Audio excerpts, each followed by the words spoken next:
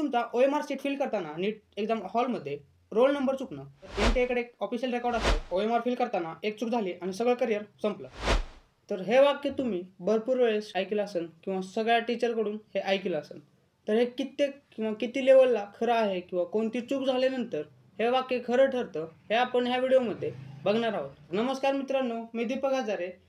आजच्या व्हिडिओमध्ये जे विद्यार्थी नीट 2025 4 मेला देणार आहेत, त्या विद्यार्थ्यांसाठी हा व्हिडिओ खूप खास असणार आहे. आणि असे विद्यार्थी जे पहिल्यांदाच नीट देत आहेत त्यांच्यासाठी तर खूप महत्त्वाचा. कोणत्या मेजरली किंवा मोठ्या चुका होतात, त्यामुळे तुमचं जे केलेली मेहनत आहे नीटमध्ये ते सगळी वाया जाऊ शकते.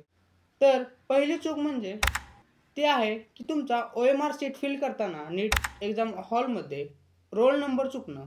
रोल नंबरच्या जागी ॲप्लिकेशन नंबर फिल होणं किंवा रोल नंबर भरताना सिक्वेन्स चेंज होणं, नंबर इकडे तिकडे होऊन कशातरी पद्धतीनं त्यामध्ये चूक होणं.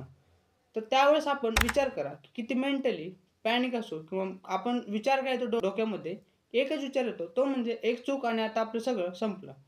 तर असं नाही आहे. जर तुमचा रोल नंबर भरताना फिल करताना चूक झाली तर तुमचं सगळं मेहनत वाया जात नाही आहे. कारण सांगतो, test booklet number, test booklet code हे जर तुम्ही व्यवस्थित फिल केलं ॲन्सर शीटवर आणि इन्व्हिजिलेटरकडून जे एक शीट येते त्यावर तुमचा रोल नंबरच्या नेक्स्टला test booklet code, test booklet number हे जर व्यवस्थित तुम्ही फिल केलं तर NTA एक ऑफिशियल रेकॉर्ड असतं की ह्या रोल नंबरला आपण कोणती टेस्ट बुकलेट दिली आहे. तर ते क्रॉस चेक करून तुमचा रिझल्ट देतात.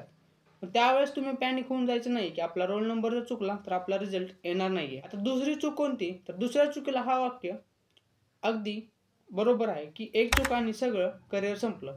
तर दुसरी चूक ती आहे जे ॲन्सर शीट फिल करताना तुम्ही जे सर्कल करता किंवा फर्स्टचा ॲन्सर फोर्थचा ॲन्सर फिफ्थला, असं तुम्ही सिक्वेन्स चेंज होतो तुमचा आणि अख्खी OMR शीट तुमचा सिक्वेन्स चेंज झाल्यामुळं चूक होते. OMR शीट अख्खी चुकते एका सिक्वेन्समुळं. तर ही सगळ्यात मोठी चूक विद्यार्थी करून बसतात आणि हे वाक्य अगदी तिथं बरोबर ठरतं की एक चूक आणि तुमचं करिअर संपलं.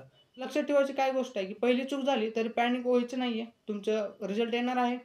माइंड काम ठेवून तुम्ही ॲन्सर शीट व्यवस्थित फिल करायचं आहे.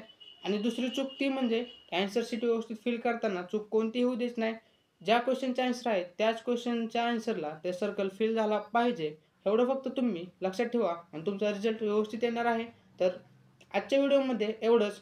तुमच्या नीट एक्झामसाठी तुम्हाला बेस्ट ऑफ लक.